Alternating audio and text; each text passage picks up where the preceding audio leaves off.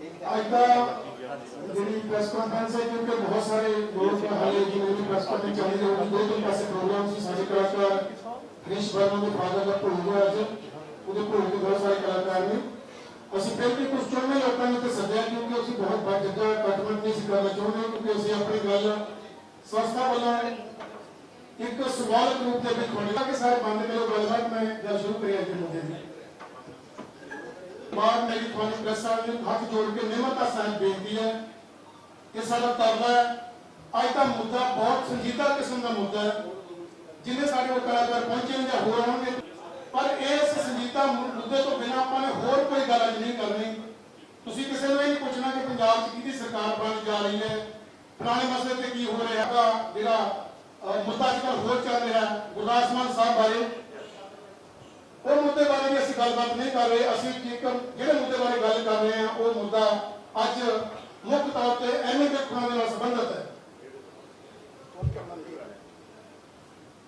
कोई मुद्दा कि ਜਦੋਂ ਤੋਂ ਕਿਸਾਨੀ ਅੰਦੋਲਨ ਸ਼ੁਰੂ ਹੁੰਦਾ ਹੈ ਸਾਰੇ ਕਲਾਕਾਰਾਂ ਨੇ ਚਾਹੇ ਸਾਡੇ ਗਾਉਣ ਵਾਲੇ ਭਰਾ ਨੇ ਫਿਲਮਾਂ ਲਿਖਣ ਵਾਲੇ ਭਰਾ ਨੇ ਨਿਰਦੇਸ਼ਕ ਨੇ ਜਾਂ ਸਿਨੇਮੇ ਦੇ ਨਾਲ ਜੁੜੀ ਹੋਈ ਕੋਈ ਵੀ ਹਸਤੀ ਹੈ ਸਾਰੇ ਬੰਦਿਆਂ ਨੇ ਆਪਣਾ ਇੱਕ ਬਕਾਇਦਾ ਯੋਗਦਾਨ ਪਾਇਆ ਸੀ ਬੱਸਾਂ ਭਰ ਕੇ ਜੋ ਉੱਥੇ ਤੱਕ ਗਏ ਇਹ ਕਹਿੰਦੇ ਆਸਾਨ ਨਹੀਂ ਕੀਤਾ ਇਹ ਸਾਡਾ ਆਪਣਾ ਅੰਦੋਲਨ ਹੈ ਕਿਉਂਕਿ ਜੇ ਇੱਥੋਂ ਦਾ ਅੰਨਦਾਤਾ ਕਿਸਾਨ ਖੁਸ਼ਹਾਲ ਹੈ ਇੱਥੋਂ ਦਾ ਮਜ਼ਦੂਰ ਦੇ ਘਰ ਰੋਟੀ ਪੱਕਦੀ ਹੈ ਇੱਥੋਂ ਦੇ ਮੁਲਾਜ਼ਮ ਦੇ ਘਰ ਰੋਟੀ ਪੱਕਦੀ ਹੈ ਅਸੀਂ ਸਮਝਦੇ ਹਾਂ ਤਾਂ ਸਾਡੀ ਸਟੇਟ ਖੁਸ਼ਹਾਲ ਹੈ ਅਸੀਂ ਖੁਸ਼ਹਾਲ ਸਟੇਟ ਦੀ ਤਸਵੀਰ ਆਪਣੀਆਂ ਫਿਲਮਾਂ ਰਾਹੀਂ ਲੋਕਾਂ ਦੇ ਅੱਗੇ ਪੇਸ਼ ਕਰਦੇ ਹਾਂ ਜਿਹਨੂੰ ਪੂਰੀ ਦੁਨੀਆ ਦੇਖਦੀ ਹੈ ਜਿਹੜੀ ਇੱਕ ਸਟੇਟ ਕੰਗਾਲ ਹੋ ਜਾਂਦੀ ਹੈ ਕੰਗਾਲ ਤਸਵੀਰ ਨੂੰ ਕੋਈ ਦੇਖਣਾ ਪਸੰਦ ਨਹੀਂ ਕਰਦਾ ਜੇ ਸਟੇਟ ਸਾਡੀ ਖੁਸ਼ਹਾਲ ਹੈ ਸਾਡੀਆਂ ਫਿਲਮਾਂ ਤਾਂ ਵੱਡੇ ਰੂਪ 'ਚ ਲੋਕਾਂ ਤੱਕ ਪਹੁੰਚਦੀਆਂ ਨੇ ਅੱਜ ਸਾਡਾ ਪੰਜਾਬੀ ਸਿਨੇਮਾ 100 ਮੁਲਕਾਂ ਦੇ ਵਿੱਚ ਸਾਡੀ ਫਿਲਮ ਰਿਲੀਜ਼ ਹੁੰਦੀ ਹੈ ਇਹ ਸਾਡੀ ਸਿਨੇਮੇ ਦੀ ਪ੍ਰਾਪਤੀ ਹੈ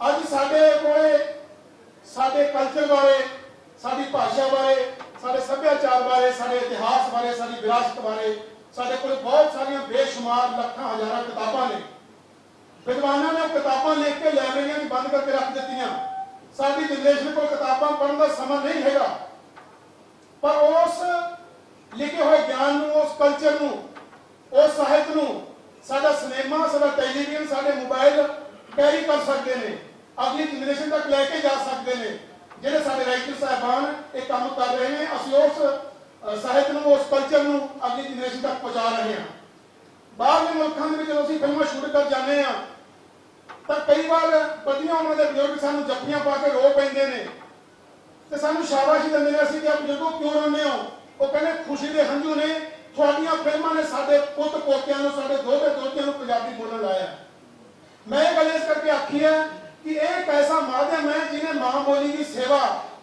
ਕੀਤੀ ਹੈ ਮਾਂ ਬੋਲੀ ਦਾ ਪ੍ਰਚਾਰ ਤੇ ਪ੍ਰਸਾਰ ਬੜੇ ਦੂਰ ਤੱਕ ਕੀਤਾ ਸਾਡੀਆਂ ਫਿਲਮਾਂ ਦੇਖ ਕੇ ਜਿਹੜਾ ਕਲਚਰ ਹੈ ਉਹ ਚੁੰਗਾ ਰਹਿੰਦਾ ਪੁੱਤ ਦੋਹਤੇ ਦੋਤੀਆਂ ਪੁੱਛਦੇ ਨੇ ਆਪਣੇ ਦਾਦੇ ਦਾਦੀਆਂ ਨੂੰ ਨਾਨੇ ਨਾਨੀਆਂ ਨੂੰ ਕਿ ਆਹ ਸ਼ਬਦ ਬੋਲਿਆ ਦੀ ਕੀ ਮਹੱਤਤਾ ਸੀ बहुत सारे पंजाबी के व्याकरण के शब्द ऐसे ने जो साडे कल्चर से अलोप होते जा रहे हैं वो साडियां फिल्मां ने जिउंदे रखे ने ये साडा काम है मैं इस करके दस्सिया कि साडा काम है ਅਸੀਂ अपना काम कर रहे हैं ਅੱਜ एक फिल्म की शूटिंग चलती है तो 400 बंदा उस रोटी खाता है रोजगार चलता है कि रोजगार का बड़ा साधन एक बड़ी इंडस्ट्री बन जा रही है साडे पंजाबियों ने बहुत गिनती अज बॉम्बे एक बड़ा अंपायर है बड़ी इंडस्ट्री है पर अज भी मैं 10 साल उत्थे रह के आया 70% लोग चाहे टेक्नीशियंस ने चाहे एक्टर ने चाहे दूसरे काम करते हैं पंजाब के लोग गए हुए हैं नॉर्थ इंडिया के लोग ने इतों लोगों ने जाके उत्थे कंपायर खड़ा किया इंडस्ट्री खड़ी की उतों भी सरकार ने मदद की पर असं अपनी इंडस्ट्री इतने पैरों से नहीं कर सके हुण साडी इंडस्ट्री पैरों से होने लगी सी कि कोविड ने आके उस चलती गड्डी नूं रोक दिता हौली नहीं किया रोक दिता वो गड्डी हुण किवें चलूगी किवें स्पीड फड़ूगी कदों तक कित्थे पहुंचूगी एक गल वक्त दसूगा सो अज का जो मुद्दा है वो मुद्दा यह है कि एक साढ़े को फिल्म बनती है जनवरी 2000 के फिल्म की शूटिंग होंगी और फिल्म का नाम पुआड़ा वो फिल्म इतों का साडा पंजाब का प्रोड्यूसर बनाता है जिन्हें नाल साडा कलाकारां दा साडे राइटर दा साडे डायरैक्टर दा सारे दा एग्रीमेंट हुंदा है ते उस तो बाद कोविड आ जांदा फिल्मां रुक जांदियां ने सिनेमे बंद हो गए जदों फिल्म रिलीज होंदी है ਤਾਂ ਉਹ ਕਿਸੇ ਹੋਰ ਪਲੇਟਫਾਰਮ ਨੂੰ ਫਿਲਮ ਵੇਚ ਦਿੰਦਾ ਹੈ ਜਾਂ ਭਾਗੀਦਾਰੀ ਕਰ ਲੈਂਦਾ ਹੈ। ਇਹ ਇੱਕ ਫਿਲਮ ਦਾ ਮਸਲਾ ਨਹੀਂ, ਇਹ ਬਹੁਤ ਵੱਡੀਆਂ ਫਿਲਮਾਂ ਦਾ ਮਸਲਾ ਹੈ। 80-90 ਫਿਲਮਾਂ ਹੋਰ ਆਉਣੀਆਂ ਨੇ ਜਿਹੜੀਆਂ ਰਿਲੀਜ਼ ਤੋਂ ਰੁਕੀਆਂ ਹੋਈਆਂ ਨੇ।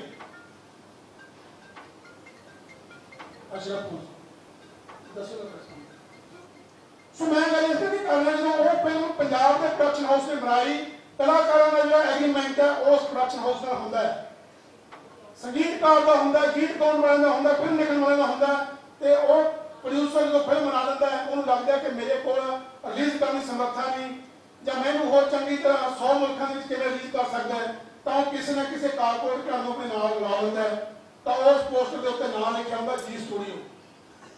ਹੁਣ ਜੀ ਸਟੂਡੀਓ ਦਾ ਸਾਡਾ ਜਿਹੜੀ ਕਿਸਾਨੀ ਹੈ ਇਹ ਜੀ ਨੈਟਵਰਕ ਦਾ ਵਿਰੋਧ ਕਰਦੀ ਆਉਂਦੀ ਸੀ, ਅਸੀਂ ਵੀ ਨਾਲ ਵਿਰੋਧ ਕਰਦੇ ਸੀ, ਪਰ ਉਹ ਪੁਰਾਣੀਆਂ ਫਿਲਮਾਂ ਬਣੀਆਂ ਹੋਈਆਂ। ਤਾਂ ਅੱਜ ਇਹ ਮੈਂ ਗੱਲ ਸਾਫ਼ ਤਰੀਕੇ ਨਾਲ ਦੱਸਣੀ ਚਾਹੁੰਦਾ ਕਿ ਅੱਜ ਜਦੋਂ ਫਿਰ ਕੁਝ ਲੋਕਾਂ ਨੇ, ਸ਼ਰਾਰਤੀ ਬੰਦਿਆਂ ਨੇ, ਮੈਂ ਸਾਫ਼ ਸ਼ਬਦਾਂ 'ਚ ਕਹਿੰਦਾ, ਸਾਡੀ ਇਹ ਸੰਸਥਾ ਵੱਲੋਂ ਮੈਂ ਬੋਲ ਰਿਹਾ, ਨਿਜਰਤਾ ਵੱਲੋਂ, ਸ਼ਰਾਰਤੀ ਬੰਦਿਆਂ ਨੇ ਸਾਡੇ ਭੋਲੇ ਭਾਲੇ ਕੁਝ ਲੋਕਾਂ ਨੂੰ ਨਾਲ ਲਾ ਕੇ ਉਹਨਾਂ ਦੇ ਹੱਥਾਂ ਵਿੱਚ ਝੰਡੇ ਫੜਾ ਕੇ ਉਹਨਾਂ ਨੂੰ ਇਹ ਕਹਾ ਕਿ ਅਸੀਂ ਐਮਪੀ ਦਾ ਵਿਰੋਧ ਕਰਦੇ ਹਾਂ, ਅਸੀਂ ਉਹਦੀਆਂ ਫਿਲਮਾਂ ਨਹੀਂ ਲੱਗਣ ਦੇਵਾਂਗੇ। ਕਿਸੇ ਨੂੰ ਪਰਸਨਲ ਤੌਰ ਤੇ ਫਿਲਮ ਨਹੀਂ ਚੰਗੀ ਲੱਗਦੀ, ਕੋਈ ਵੀ ਚੰਗੀ ਨਹੀਂ ਲੱਗ ਸਕਦੀ, ਉਹ ਨਾ ਦੇਖੇ, ਪਰ ਇਹ ਕਿਸੇ ਨੂੰ ਕੋਈ ਹੱਕ ਨਹੀਂ ਕਿ ਲੋਕਾਂ ਨੂੰ ਕਹੇ ਕਿ ਤੁਸੀਂ ਫਿਲਮ ਨਹੀਂ ਦੇਖਣੀ, ਅਸੀਂ ਵਿਰੋਧ ਕਰਦੇ ਹਾਂ।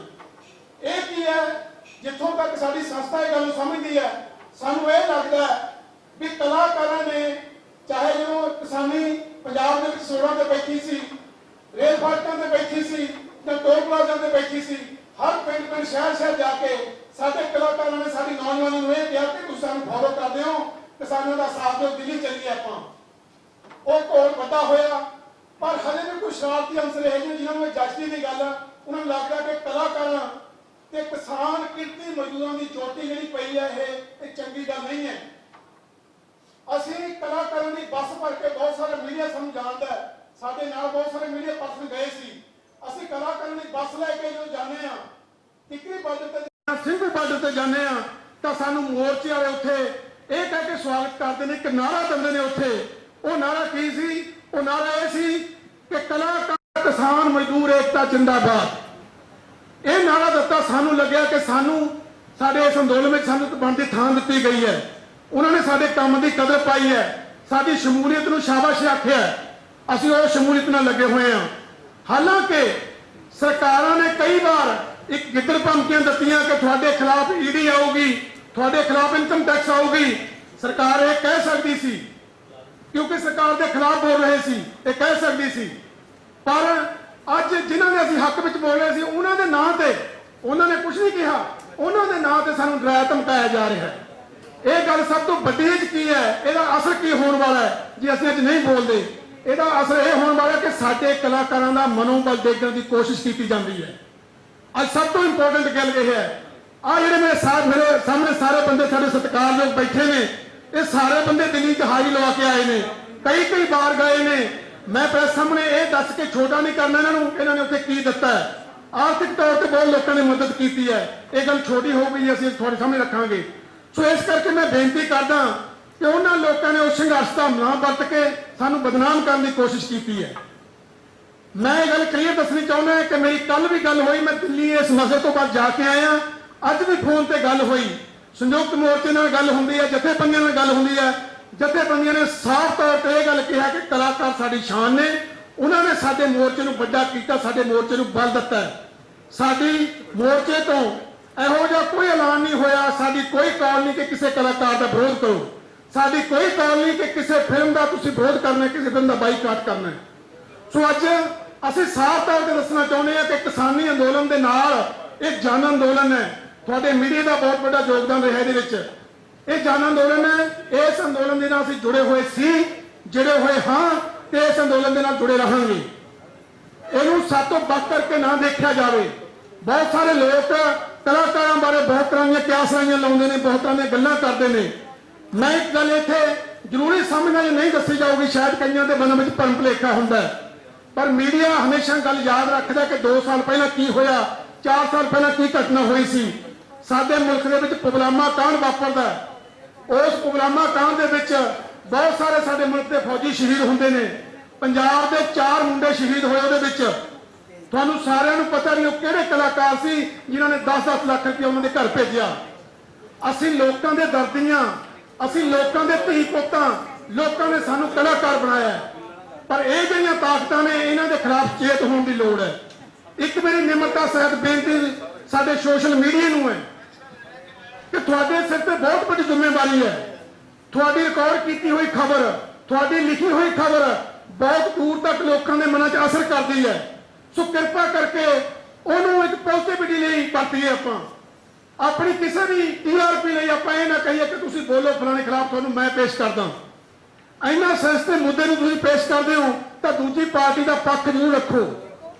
ਤੁਸੀਂ ਸਮਾਜ ਦੇ ਕਿਸੇ ਸਿਆਣੇ ਬੰਦੇ ਦਾ ਪੱਖ ਰੱਖ ਲਓ। ਤੁਹਾਨੂੰ ਨਹੀਂ ਲੱਗਦਾ ਤੁਹਾਡੀ ਉਹ ਕਲਾਕਾਰ ਨਹੀਂ ਬਣਦੀ, ਕਿਸੇ ਵੀ ਸਾਡੇ ਸਮਾਜ ਦਾ ਕੋਈ ਸਿਆਣਾ ਸੰਗੀਤਕਾਰ ਹੈ, ਕੋਈ ਰਾਈਟਰ ਹੈ, ਉਹਨੂੰ ਪੁੱਛਿਆ ਜਾ ਸਕਦਾ ਸੀ ਕਿ ਆਹ ਬੰਦੇ ਐਮੀ ਵਿਰਕ ਦਾ ਪੁਤਲਾ ਫੂਕ ਰਹੇ ਨੇ, ਤੁਹਾਡੇ ਇਹਦੇ ਬਾਰੇ ਕੀ ਖਿਆਲ ਹੈ, ਤੁਹਾਡੀ ਇੰਡਸਟਰੀ ਕੀ ਕਹਿਣਾ ਚਾਹੁੰਦੀ ਹੈ। ਪਰ ਉਹ ਸੱਜਣਾ ਨੇ ਇਹ ਨਹੀਂ ਕਰਨਾ ਚਾਹਿਆ, ਇਸ ਗੱਲ ਨੂੰ ਇਸ ਤਰ੍ਹਾਂ ਉਛਾਲਿਆ ਗਿਆ। ਦੂਜੀ ਜਿਹੜੀ ਸਭ ਤੋਂ ਮਾੜੀ ਗੱਲ ਹੈ, ਸਾਡੇ ਕਲਾਕਾਰ ਨੇ, ਸਾਡੀ ਸੰਸਥਾ, ਸਾਡਾ 410 ਮੈਂਬਰ ਹੈ ਸਾਡੀ ਕਲਾਕਾਰ ਸੰਸਥਾ ਦਾ। ਸਾਰੇ ਹੀਰੋ ਤੋਂ ਲੈ ਕੇ ਵੱਡਿਆਂ ਤੋਂ ਲੈ ਕੇ ਸਿਆਣੇ ਵੱਡੀਆਂ ਉਮਰ ਦਰਾਜ਼ ਲੋਕਾਂ ਤੋਂ ਲੈ ਕੇ ਨਵੀਂ ਉਮਰ ਦੇ ਮੁੰਡਿਆਂ ਤੱਕ ਸਾਡੇ ਮੈਂਬਰ ਨੇ। ਸਾਡੇ 400 ਮੈਂਬਰਾਂ ਦਾ ਇਹ ਫੈਸਲਾ ਹੈ। ਪਰ ਸਾਨੂੰ ਵੀ ਪਾੜਨ ਦੀ ਕੋਸ਼ਿਸ਼ ਕਿਵੇਂ ਹੋ ਰਹੀ ਹੈ? ਇੱਕ ਪਾਸੇ ਰਣਜੀਤ ਬਾਵੇ ਦੀ ਫੋਟੋ ਲਾ ਕੇ ਸਾਡਾ ਕਲਾਕਾਰ ਹੈ, ਸਾਡਾ ਮੈਂਬਰ ਹੈ, ਰਣਜੀਤ ਬਾਵੇ ਦੀ ਫੋਟੋ ਲਾ ਕੇ, ਤੇ ਦੂਜੇ ਪਾਸੇ ਐਮੀ ਵਿਰਕ ਦੀ ਫੋਟੋ ਲਾ ਕੇ ਸ਼ਰਾਰਤ ਕੀਤੀ ਜਾਂਦੀ ਹੈ। ਐਮੀ ਵਿਰਕ ਦੀ ਫੋਟੋ ਥੱਲੇ ਗਦਾਰ ਲਿਖਿਆ ਜਾਂਦਾ ਹੈ, ਰਣਜੀਤ ਬਾਵੇ ਦੀ ਫੋਟੋ ਥੱਲੇ ਸ਼ੇਰ ਲਿਖਿਆ ਜਾਂਦਾ, ਬੱਬਰ ਸ਼ੇਰ ਲਿਖਿਆ ਜਾਂਦਾ, ਯੋਧਾ ਲਿਖਿਆ ਜਾਂਦਾ ਹੈ। ਅਸੀਂ ਕਦੇ ਮੁਨਕਰ ਨਹੀਂ, ਰਣਜੀਤ ਬਾਵਾ ਯੋਧਾ ਸਾਡਾ, ਪਰ ਐਮੀ ਵਿਰਕ ਕਦੇ ਗਦਾਰ ਨਹੀਂ ਹੋ ਸਕਦਾ। ਜਿਹੜਾ ਬੰਦਾ ਕਦੇ ਇਹ ਗੀਤ ਗਾਉਂਦਾ ਕਿ ਜੱਟ ਤੇ ਸੀਰੀ ਲਾਉਂਦੇ ਰਹੇ ਜਦ ਖੇਤ ਦੀ ਬੋਲੀ ਲੱਗਦੀ ਰਹੀ, ਉਹ ਕਦੇ ਕਿਸਾਨਾਂ ਬਾਰੇ ਗਲਤ ਨਹੀਂ ਸੋਚ ਸਕਦਾ। ਉਹ ਆਪ ਕਿਸਾਨ ਦਾ ਪੁੱਤ ਹੈ। ਸਾਨੂੰ ਪਤਾ ਹੈ, ਅਸੀਂ ਸੰਸਥਾ ਦੇ ਸੰਚਾਲਕ ਹਾਂ, ਮੈਂ ਜਨਰਲ ਸਕੱਤਰ ਦੇ ਤੌਰ ਤੇ ਜਿੱਥੇ ਖੜਾ ਤੁਹਾਨੂੰ ਮੁਖਾਤਬ ਹੋ ਰਿਹਾ। ਜਦੋਂ ਅਸੀਂ ਆਵਾਜ਼ ਮਾਰਦੇ ਸੀ ਮਾਰਚ 2020 ਨੂੰ, 22 ਮਾਰਚ ਦੀ ਗੱਲ, ਜਦੋਂ ਲਾਕਡਾਊਨ ਲੱਗਿਆ ਤਾਂ ਸਭ ਤੋਂ ਪਹਿਲਾ ਬੰਦਾ ਐਮੀ ਵਿਰਕ ਤੇ ਗਿੱਪੀ ਗਰੇਵਾਲ, ਦੋ ਬੰਦੇ ਸੀ ਜਿਨ੍ਹਾਂ ਨੇ ਫੋਨ ਕਰਕੇ ਸਾਨੂੰ 26 ਮਾਰਚ ਨੂੰ ਇਹ ਪੁੱਛਿਆ ਕਿ ਭਾਜੀ ਆਪਾਂ ਸੰਸਥਾ ਚਲਾਉਣੇ ਆ, ਜਿਹੜੇ ਡੇਲੀ ਵੇਜ ਵਾਲੇ ਬੰਦੇ ਨੇ ਉਹਨਾਂ ਦੀ ਰੋਜ਼ੀ ਰੋਟੀ ਕਿਵੇਂ ਚੱਲੂਗੀ? ਕੋਵਿਡ ਤਾਂ ਪਤਾ ਨਹੀਂ ਕਦੋਂ ਤੱਕ ਚੱਲੂਗਾ। ਜਿਹੜੇ ਲਾਈਟਮੈਨ ਨੇ, ਸਪੋਰਟ ਬॉय ਨੇ, ਮੇਕਅਪ ਮੈਨ ਨੇ, ਸਾਡੇ ਆਰਟ ਡਾਇਰੈਕਟਰਾਂ ਦੇ ਨਾਲ ਅਸਿਸਟੈਂਟ ਮੁੰਡੇ ਨੇ, ਉਹਨਾਂ ਦੀ ਰੋਜ਼ੀ ਰੋਟੀ ਦਾ ਕੀ ਬਣੂਗਾ? ਅਸੀਂ ਕਿਹਾ ਤੁਸੀਂ ਸਟਾਰ ਹੋ, ਤੁਸੀਂ ਦੱਸੋ ਕੀ ਹੋਣਾ ਚਾਹੀਦਾ ਹੈ। ਸਭ ਤੋਂ ਪਹਿਲਾਂ ਐਮੀ ਵਿਰਕ ਤੇ ਗਿੱਪੀ ਗਰੇਵਾਲ ਦੋ ਬੰਦੇ ਸੀ ਜਿਨ੍ਹਾਂ ਨੇ ਕਿਹਾ ਅਸੀਂ 3-3 4-4 ਲੱਖ ਦੀਆਂ ਕੋਲ ਮੈਂ ਭੇਜਦੇ ਹਾਂ, ਫੰਡ ਜਨਰੇਟ ਕਰੀਏ, ਉਹਨਾਂ ਦੇ ਘਰਾਂ ਤੱਕ ਆਪਾਂ ਰੋਜ਼ੀ ਰੋਟੀ ਪਹੁੰਚਾਈਏ। ਸੋ ਇਹੋ ਜਿਹੀ ਹਿੰਮਤਾਂ ਕਰਨ ਵਾਲੇ ਲੋਕ ਕਿਸੇ ਲੋਕ ਸੰਘਰਸ਼ ਦੇ ਖਿਲਾਫ ਕਿਵੇਂ ਹੋ ਸਕਦੇ ਨੇ, ਕਿਵੇਂ ਬੋਲ ਸਕਦੇ ਨੇ ਕਿਸੇ ਸੰਘਰਸ਼ ਦੇ ਖਿਲਾਫ? ਇਹਦੇ ਨਾਲ ਹੋਊਗਾ ਕਿ ਸਾਡਾ ਮਨੋਬਲ ਡਿੱਗੂਗਾ। ਅਸੀਂ ਕਿਸਾਨੀ ਸੰਘਰਸ਼ ਦੀ ਗੱਲ ਤਾਂ ਛੱਡੀਏ, ਆਪਾਂ ਅਸੀਂ ਕਿਸੇ ਵੀ ਸੰਘਰਸ਼ 'ਚ ਹਿੱਸਾ ਲੈਣ ਜੋਗੇ ਨਹੀਂ ਰਹਾਂਗੇ। ਅੱਜ ਸਾਡੇ ਮੁੰਡੇ, ਅੱਜ ਪੰਜਾਬ ਤੋਂ ਉੱਠ ਕੇ ਸਾਡੇ ਮੁੰਡੇ, ਚਾਹੇ ਦਲਜੀਤ ਦੋਸਾਂਝ ਹੈ, ਚਾਹੇ ਅਮਰਿੰਦਰ ਗਿੱਲ ਹੈ, ਚਾਹੇ ਗਿੱਪੀ ਗਰੇਵਾਲ ਹੈ, ਚਾਹੇ ਐਮੀ ਵਿਰਕ ਹੈ, ਚਾਹੇ ਜੱਸੀ ਗਿੱਲ ਹੈ, ਇਹ ਕਿੰਨੇ ਸਾਡੇ ਮੁੰਡੇ ਨੇ ਜਿਨ੍ਹਾਂ ਨੇ ਬਾਲੀਵੁੱਡ ਜਾ ਕੇ ਸਾਡਾ ਪੰਜਾਬ ਦਾ ਨਾਮ ਵੱਡਾ ਕੀਤਾ, ਉੱਚਾ ਕੀਤਾ। ਸਾਨੂੰ ਸ਼ਾਬਾਸ਼ੀ ਦੇਣ ਦੀ ਬਜਾਏ ਇਹੋ ਜਿਹੀਆਂ ਤੋਮਤਾਂ ਲਾ ਕੇ ਲੱਤਾਂ ਖਿੱਚਣੀਆਂ ਚਾਹੀਦੀਆਂ ਨੇ ਤੇ ਸਾਡੇ ਲਈ ਬੜੀ ਸ਼ਰਮ ਦੀ ਗੱਲ ਹੈ। ਇਹ ਘਟਨਾਕ੍ਰਮ ਦੇ ਉੱਤੇ ਅਸੀਂ ਆਪਣਾ ਪੱਖ ਰੱਖਣ ਲਈ ਤੁਹਾਨੂੰ ਇੱਥੇ ਤਕਲੀਫ ਦਿੱਤੀ ਹੈ। ਅਸੀਂ ਮੋਹਤਬਰ ਬੰਦੇ ਸਾਡੇ ਸੱਦੇ ਨੇ, ਸਾਡੀ 410 ਮੈਂਬਰਾਂ ਦੀ ਇਹ ਮੰਨਣਾ ਹੈ ਕਿ ਅਸੀਂ ਕਿਸਾਨੀ ਸੰਘਰਸ਼ ਦੇ ਨਾਲ ਹੈਗੇ ਸੀ, ਹਾਂ, ਤੇ ਹਮੇਸ਼ਾ ਰਹਾਂਗੇ। ਅਸੀਂ ਕਿਸਾਨੀ ਸੰਘਰਸ਼ ਦੇ ਨਾਲ ਗੱਲ ਕੀਤੀ ਹੈ, ਬਕਾਇਦਾ ਫੋਨ ਦੇ ਉੱਤੇ ਸਾਰੇ ਵੱਡੇ ਲੀਡਰਾਂ ਦੇ, ਪੰਜਾਬ ਦੇ ਪ੍ਰਧਾਨ ਨੇ ਉਹਨਾਂ ਨਾਲ ਗੱਲ ਕੀਤੀ ਹੈ। ਸਾਰੇ ਲੀਡਰਾਂ ਨਾਲ ਗੱਲ ਕਰਨ ਤੋਂ ਬਾਅਦ ਅਸੀਂ ਇਹ ਪ੍ਰੈਸ ਕਾਨਫਰੰਸ ਰੱਖੀ ਹੈ। ਅੱਜ ਵੀ ਤੁਸੀਂ ਪ੍ਰੈਸ ਜਾਣਦੇ ਹੋ, ਇੱਥੇ ਰਿਕਵੈਸਟ ਕੀਤੀ, ਚੰਡੀਗੜ੍ਹ 'ਚ ਆਏ ਹੋਏ ਨੇ, ਮੈਂ ਵੀ ਉੱਥੇ ਜਲਸੇ ਤੋਂ ਹੁਣ ਹੋ ਕੇ ਆਇਆ। ਸਾਡੇ ਮਨਾਂ 'ਚ ਕੋਈ ਇਹੋ ਜਿਹੀ ਗੱਲ ਹੁੰਦੀ, ਅਸੀਂ ਆਪਣਾ ਕੀਮਤੀ ਟਾਈਮ ਛੱਡ ਕੇ, ਆਪਣੇ ਤੇਲ ਫੂਕ ਕੇ, ਆਪਣੇ ਖਰਚੇ ਤੇ ਅਸੀਂ ਸੰਘਰਸ਼ਾਂ ਵਿੱਚ ਸ਼ਾਮਲ ਨਾ ਹੁੰਦੇ। ਸੋ ਇਸ ਕਰਕੇ ਵੱਡੀਆਂ ਗੱਲਾਂ ਸੀ। ਐਮੀ ਵਿਰਕ ਨੇ ਜੋ ਕੁਝ ਆਰਥਿਕ ਤੌਰ ਤੇ ਕੀਤਾ ਉਹ ਮੈਨੂੰ ਦੱਸਣ ਦੀ ਲੋੜ ਨਹੀਂ। ਅਸੀਂ ਆਪਣੀ ਜਥੇਬੰਦੀ ਦੀ ਮੈਂ ਗੱਲ ਕਰਨ ਲੱਗੇ, ਸਾਡੀ ਸੰਸਥਾ ਦੀ ਗੱਲ ਕਰਨ ਲੱਗੇ ਹਾਂ। ਸਭ ਤੋਂ ਪਹਿਲਾਂ ਗੁਰਨਾਮ ਭੁੱਲਰ ਤੇ ਪਰਚਾ ਕਰਦੀ ਹੈ ਪੁਲਿਸ, ਉਦੋਂ ਸਾਡੀ ਸੰਸਥਾ ਇਹ ਬੋਲਦੀ ਹੈ ਕਿ ਜਿਹੜਾ ਬੰਦਾ ਦਿਹਾੜੀਦਾਰ ਹੈ ਉਹਦੇ ਖਿਲਾਫ ਪਰਚਾ ਨਹੀਂ ਹੋ ਸਕਦਾ। ਤੁਸੀਂ ਪ੍ਰੋਡਿਊਸਰ ਦੇ ਖਿਲਾਫ ਪਰਚਾ ਕਰ ਸਕਦੇ ਹੋ, ਤੁਸੀਂ ਜਿਹਦੀ ਜਗ੍ਹਾ ਵੀ ਸ਼ੂਟਿੰਗ ਹੁੰਦੀ ਉਹਦੇ ਖਿਲਾਫ ਪਰਚਾ ਕਰ ਸਕਦੇ ਹੋ। ਫਿਰ ਗਿੱਪੀ ਗਰੇਵਾਲ ਤੇ ਪਰਚਾ ਹੁੰਦਾ ਹੈ, ਫਿਰ ਜਿੰਮੀ ਸ਼ੇਰਗਿੱਲ ਤੇ ਪਰਚਾ ਹੁੰਦਾ, ਉਹ ਕਾਸਰਾ ਸਿੰਘ ਤੇ ਪਰਚਾ ਹੁੰਦਾ। ਸੋ ਇਸੇ ਤਰ੍ਹਾਂ ਅਲੱਗ-ਅਲੱਗ ਧਿਰਾਂ ਨੂੰ ਜਦੋਂ ਟਾਰਗੇਟ ਕਰਨ ਦੀ ਕੋਸ਼ਿਸ਼ ਕੀਤੀ ਜਾਂਦੀ ਹੈ, ਅਸੀਂ ਪ੍ਰੈਸ ਨਾਲ ਗੱਲ ਕਰਦੇ ਹਾਂ ਕਿ ਪ੍ਰੋਡਿਊਸਰ ਤੇ ਪਰਚਾ ਹੋਣਾ ਚਾਹੀਦਾ ਹੈ।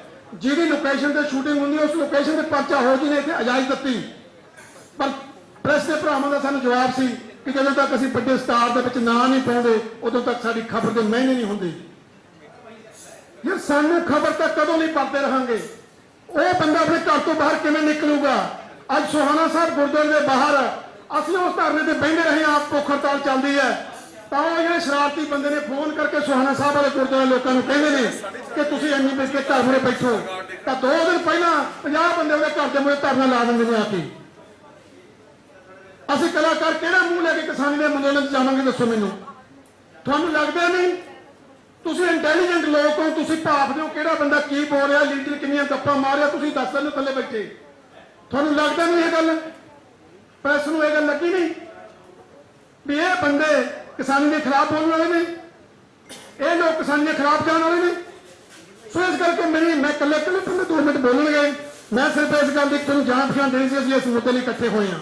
बड़ा सेंसिटिव किस्म का मुद्दा है इनू किसी भी कोई बंदा तोड़ मरोड़ के गलत तरीके में पेश कर सकता है पर साडा स्टैंड बिल्कुल स्पष्ट है कि साडी कलाकारां दी एकजुट है। असीं साडी संस्था वालों 410 मैंबरां वालों अज असीं ये प्रण करन आए हैं कि कलाकारां दा एक है असीं एमए बिरक दे नाल खड़े हां साडा स्टैंड है पर एवें नहीं खड़े असीं किसी भुलेखे दे भगत नहीं असीं कोई अन्ने भगत नहीं असीं जथेबंदियां नाल मैं आप खुद जाके आया दिल्ली ते अज भी दोबारा मैनूं फोन आया जथेबंदियां ने गल क्लीयर की है जथेबंदियां दा इस कोई मकसद नहीं फिल्म एक नहीं फिल्मां होर भी रिलीज होणियां आने वाले टाइम के विच मैं कहा कि 80 तो 90 फिल्मां बनिया पईयां पता नहीं उन्होंने कोई रिलायंस खरीददा उन्होंने जियो खरीददा कौन खरीदूगा। जी अगली गल है ये साडे सोचण वाला विचार है कि अज रिलायंस कोले गैस है पूरे हिंदुस्तान की अज असीं CNG गड्डियां चलाउने आ वो CNG किहदी है ग्रीन गैस दसो किहदी है इन्हां वड्डे घराणिਆਂ ਦੀ है। अज पूरे पंजाब दे विच गैस की पाइपलाइन बिछ रही है सब तो पहली पाइपलाइन दरबार साहब तक पहुंच गई है बिछ गई उत्थे वो किहदी अडानी बानियां दी है उत्थे क्यों नहीं रोकदे बई ये साडे कलाकारां नूं क्यों टारगेट किया जाता है। ये बड़ी इंडस्ट्री है बहुत सारे वैब चैनल इस इंडस्ट्री के सिर से चलते हैं आप एक दूसरे के पूरक हाँ सानू थोड़ी लोड़ है थानू साडी लोड़ है तुसीं कलाकारां ने इंटरव्यू दिखा के शूटिंग का रिव्यू करके फिल्म का रिव्यू करके अपने चैनल चलाने हो पर कृपा करके किसी घटिया किस्म की इहो जी पत्रकारी करके आप इस गल को कोई नहीं देना। सो मैं ज़्यादा बोल गया माफी चाहना मैं 2 मिनट लिए आप सारे तो विचार जान चाहांगे।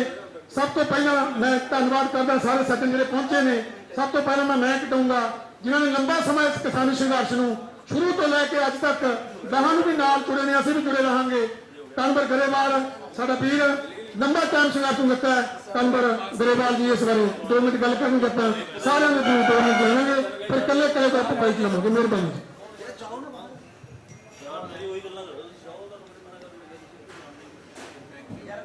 सत्कारयोग सारे साढ़े आर्टिस्ट सारे मेरे सीनियर ने और सारा मीडिया बहुत बहुत आदर सत्कार थोड़ा सारे का।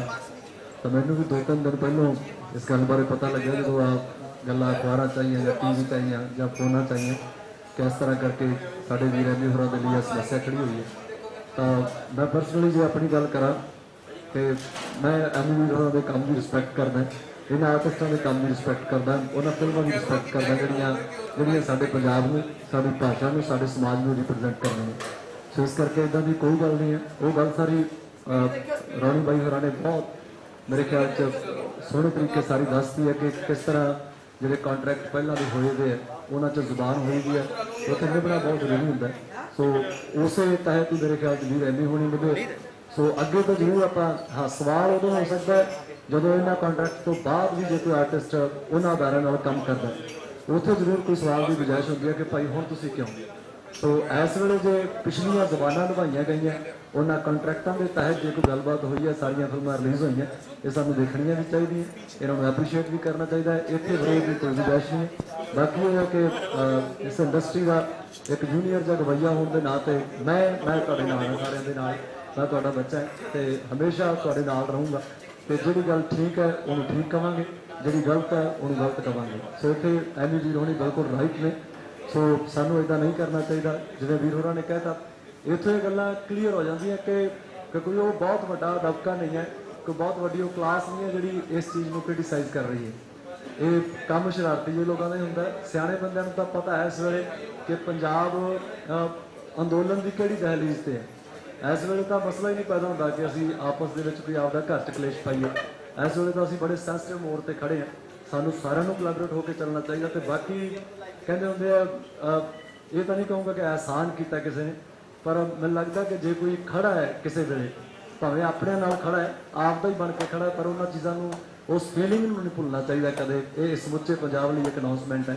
ਤਾਂ ਇਹ ਸਾਰੇ ਭਰਾ ਸਾਡੇ ਸਾਰੇ ਜਿਹੜੇ ਸੀਨੀਅਰ ਆਰਟਿਸਟ ਨੇ, ਤਾਂ ਮੈਂ ਗਵਾਹ ਇਸ ਚੀਜ਼ ਦਾ ਕਿ ਉੱਥੇ ਵੱਖ-ਵੱਖ ਸਟੇਜਾਂ ਤੇ ਵੱਖ-ਵੱਖ ਟਾਈਮ ਤੇ ਸਭ ਨੇ ਹਾਜ਼ਰੀਆਂ ਦਿੱਤੀਆਂ, ਜਿੰਨੇ ਜੋਗਾ ਮੈਂ ਸੀ ਮੈਂ ਆਪਣਾ ਕਰ ਰਿਹਾ। ਸੋ ਐਮੀ ਵੀਰ ਹੋਰਾਂ ਨੇ ਵੀ ਇੱਦਾਂ ਹੀ ਸਾਰਾ, ਔਰ ਜਿਸ ਤਰ੍ਹਾਂ ਉਹ ਆਪਣਾ ਪੁਰਾਣੇ ਟਾਈਮਾਂ ਦੀ ਗੱਲ ਕੀਤੀ ਹੈ, ਤਾਂ ਹਰ ਟਾਈਮ ਤੇ ਮੇਰੇ ਖਿਆਲ 'ਚ ਐਮੀ ਵੀਰ ਹੋਰਾਂ ਨੇ ਪੰਜਾਬ ਦੀ ਗੱਲ ਕੀਤੀ ਹੈ। ਤੇ ਜਿੱਥੇ ਵੀ ਕੋਈ ਦੁੱਖ ਸੁੱਖ 'ਚ ਕੋਈ ਪੰਜਾਬ ਆਇਆ ਤਾਂ ਉੱਥੇ ਸ਼ਰੀਕ ਹੋਏ ਭਰਾ ਸਾਡਾ। ਸੋ ਇੱਦਾਂ ਦੀਆਂ ਹਰਕਤਾਂ ਮੇਰੇ ਖਿਆਲ 'ਚ ਨਹੀਂ ਕਰਨੀਆਂ ਚਾਹੀਦੀਆਂ ਉਹਨਾਂ ਭਰਾਵਾਂ ਨੂੰ।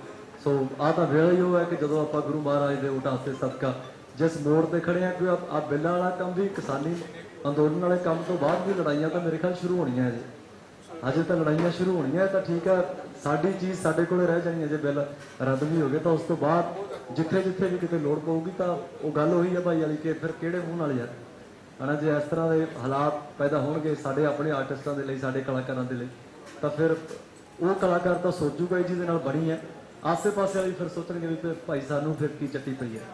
ਸੋ ਮੈਨੂੰ ਲੱਗਦਾ ਕਿ ਇਹ ਤਾਂ ਇੱਕ ਪਰਿਵਾਰ ਹੈ, ਇੱਕ ਬੜਾ ਨਿੱਗਰ, ਇੱਕ ਸਿਆਣਾ ਟੱਬਰ ਹੈ ਇਹ ਪੰਜਾਬ ਸਾਰਾ। ਇੱਥੇ ਬਹੁਤ ਸਾਰੇ ਭਾਈਚਾਰੇ ਹੈ, ਬਹੁਤ ਸਾਰੀਆਂ ਜ਼ਾਤਾਂ ਹੈ, ਬਹੁਤ ਸਾਰੇ ਧਰਮ ਹੈ। ਸੋ ਆਹ ਤਾਂ ਮੌਕਾ ਮਿਲਿਆ ਸਾਨੂੰ, ਮਹਾਰਾਜ ਨੇ ਬਖਸ਼ਿਆ ਕਿ ਅਸੀਂ ਸਾਰੇ ਆਏ ਨੇ ਇਕਮੁੱਠ ਹੋ ਕੇ ਤੇ ਆਪਾਂ ਇੱਕ ਲੜਾਈ 'ਚ ਪਾਰਟਿਸਿਪੇਟ ਕਰ ਰਹੇ ਹਾਂ। ਸੋ ਤੁਹਾਨੂੰ ਸਾਰਿਆਂ ਨੂੰ ਬੇਨਤੀ ਹੈ, ਮੇਰੇ ਭਰਾਵਾਂ ਨੂੰ, ਤੁਸੀਂ ਸਾਰੇ ਮੇਰੇ ਲਈ ਹਮੇਸ਼ਾ ਸਤਿਕਾਰਯੋਗ ਰਹੇ ਹੋ ਔਰ ਹਮੇਸ਼ਾ ਸਤਿਕਾਰਯੋਗ ਰਹੋਗੇ। ਤੇ ਇਹਨਾਂ ਖਬਰਾਂ ਨੂੰ, ਜਿਹੜੀ ਅੱਜ ਦੀ ਸਭਾ ਦੀਆਂ ਖਬਰਾਂ, ਇਹਨਾਂ ਨੂੰ ਇੰਨੇ ਪੋਜ਼ਿਟਿਵ ਮੂਡ ਦੇ ਵਿੱਚ ਸਾਰਿਆਂ ਨੂੰ ਸੁਣਾਓ, ਸਾਰੇ ਪੰਜਾਬ ਨੂੰ, ਕਿ ਸਾਰਿਆਂ ਨੂੰ ਇਸ ਗੱਲ ਦੀ ਸਮਝ ਆ ਜਾਏ ਕਿ ਗਲਤ ਕੌਣ ਹੈ ਤੇ ਠੀਕ ਕੌਣ ਹੈ। ਸੋ ਪੰਜਾਬ ਦੀ ਸੁੱਖ ਮੰਗਦੇ ਹਾਂ, ਇਸ ਇੰਡਸਟਰੀ ਦੀ ਸੁੱਖ ਮੰਗਦੇ ਹਾਂ, ਇਹਨਾਂ ਸਾਰੇ ਕਲਾਕਾਰਾਂ ਦੀ ਸੁੱਖ ਮੰਗਦੇ ਹਾਂ। ਬਹੁਤ ਬਹੁਤ ਆਦਰ ਸਤਿਕਾਰ ਤੁਹਾਡਾ ਸਭ ਦਾ। ਇਹ ਵੀ ਦੇਖਿਆ, ਬਰਤਨ ਵੀ ਦੇਖੇ।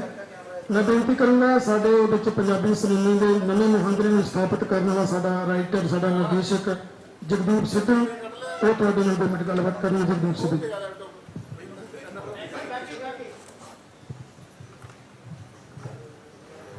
ਸਾਰਿਆਂ ਨੂੰ ਪਿਆਰ ਭਰੀ ਸਤਿ ਸ਼੍ਰੀ ਅਕਾਲ ਜੀ। ਤੇ ਗੱਲ ਮੁੱਦਾ ਤੁਹਾਨੂੰ ਸਾਰਿਆਂ ਨੂੰ ਪਤਾ ਹੀ ਹੈ। ਤੇ ਐਮੀ ਨੇ ਆਲਰੇਡੀ ਸਾਰੇ ਜਿਹੜੇ ਕੰਟਰੈਕਟ ਹੈ ਉਹਨਾਂ ਦੀਆਂ ਡੇਟਾਂ, ਅੱਜਕੱਲ ਹਰ ਬੰਦਾ ਇੰਸਟਾਗ੍ਰਾਮ ਤੇ ਆਪਦੀ ਪੋਸਟ ਪਾਉਂਦਾ ਹੈ।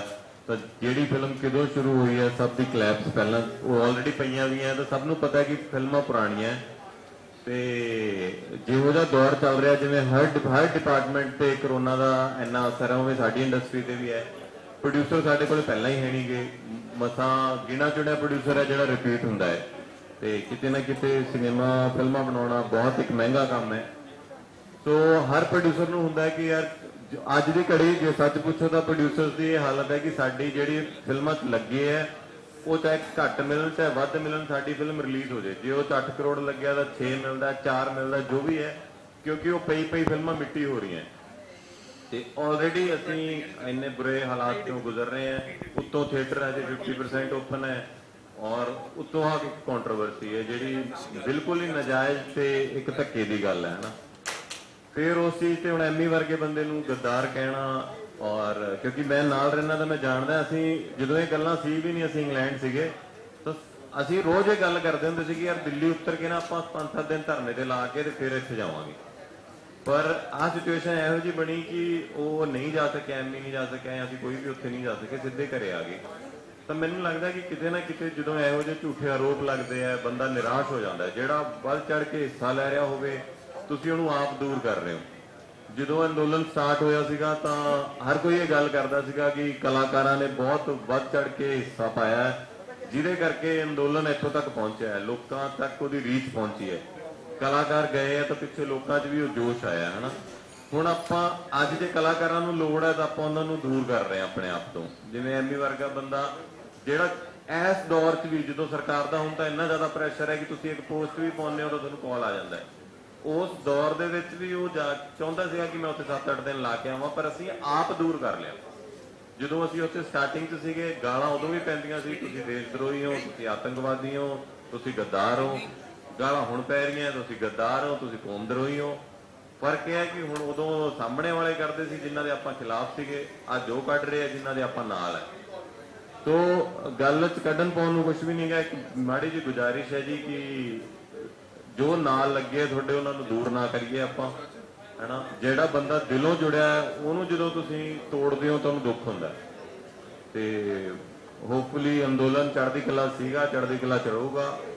ਤੇ ਕਿਸੇ ਵੀ ਕਲਾਕਾਰ ਦਾ, ਸਾਡਾ ਕਿਸੇ ਵੀ ਭਾਈ ਦਾ, ਤੁਸੀਂ ਨਵੰਬਰ ਤੋਂ ਜਿੱਥੋਂ ਸਾਡਾ ਅੰਦੋਲਨ ਸਟਾਰਟ ਹੋਇਆ ਉਦੋਂ ਬਾਅਦ ਦਾ ਕੋਈ ਕੰਟਰੈਕਟ ਜੇ ਦੇਖਦੇ ਹੋ ਤਾਂ ਤੁਹਾਨੂੰ ਪੂਰਾ ਹੱਕ ਹੈ ਜੀ ਉਹਦੇ ਬੋਲਣ ਦਾ, ਉਹਦਾ ਰਿਵੋਲਟ ਕਰਨ ਦਾ।